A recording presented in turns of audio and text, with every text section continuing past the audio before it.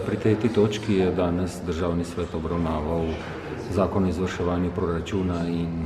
ponovno pozval vlado k ponovnem premisleku o financiranju lokalne skupnosti, saj smo do sedaj redno proračun in vse zakone o izvrševanju proračuna v Državnem svetu zavrnili, ker država oziroma vlada neprimerno financira lokalno skupnost skozi izvrševanje proračuna z prenizko odmerjeno povprečnino za občine, ki zavirajo razvoj občin in s tem občine uporabljajo sredstva namenjena za investicije, za nujne in zakonsko predpisane obveze države. Pričakuje se, da po sprejetju zakona o izvrševanju proračuna Državni svet ponovno vloži veto na predlagan zakon,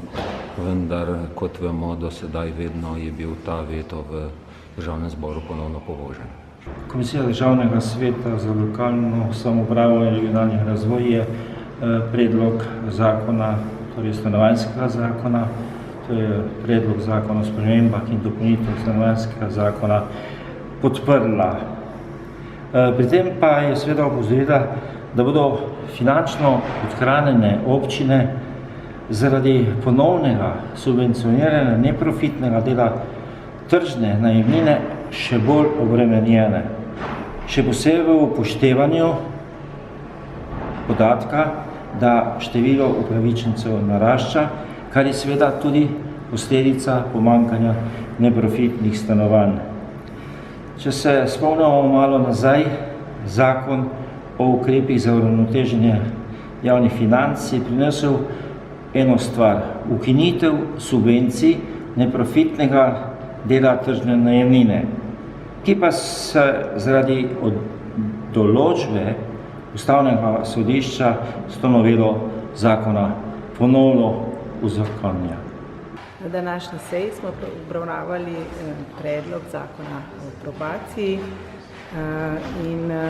bom povedala nekatere osnovne probleme, ki so, torej strani pravosodja so povedali, da je to sistem, ki omogoča alternativne oblike prestajanja zaporne kazni na bolj sistematičen način, tako da bo to v enotnem zakonu za tiste blažje oblike kaznivih dejanj, kjer potem lahko za enotno probacijsko službo se potem ta politika izvršuje. Sam namen zakona je tudi Komisija za državno ureditev podprla, vendar pa so bile k temu izražene pripombe centrov skupnosti, centrov za socialno delo, ki so pa opozorili na problem oziroma nestrinjanje glede izvajanja tega zakona, in sicer v delu, ki se tiče prenosa kadrov z centrov za socialno delo na upravo za probacijo in njihovo nestrinjanje. Tako da se uslužbenci, ki bodo prestavljeni z dnem prenosa, uvrstijo na delovna mesta z najnižjim nazivom. Centri so pač opozorili, da imajo enoten kadrovski bazen tako za te delavce, ki bodo delali zdaj v službi za probacijo, kot seveda za njihova dela, ki še vedno ostajajo v celoti delo z mladoletnimi osebami, ker te so izvzeti iz kazenskega teh kazenskih obravnav, ampak bojo pa še vedno na centrih za socialno delo in ne bo za njih zadolžena probacijska služba. Potem ravno tako izvajajo kazensko pomoč in ta kadrovska podhranjenost seveda bo povzročila, da obe službi bosta imeli težave z iskanjem ustreznih kadrov. Tako da potem po daljši razpravi, tudi danes na Državnem svetu, so ta stališča bila izpostavljena, je pa v bistvu na nek način se tudi izrazila nepodpora temu zakonu, ravno iz teh razlogov, ker ta vprašanja